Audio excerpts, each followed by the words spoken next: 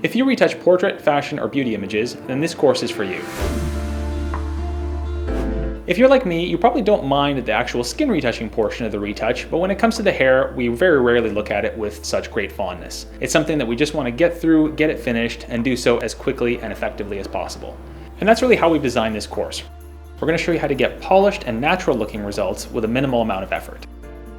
In this course, we tried to give you a variety of techniques from really basic hair cleanup to more advanced scenarios where large chunks of hair need to be replaced.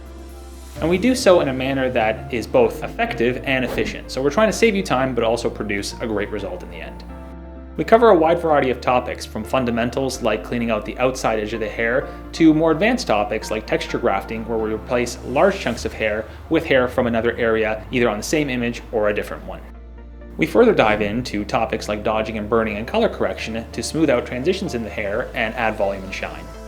When it comes to hair retouching, practice makes perfect, and there's really a lot of different scenarios that you encounter.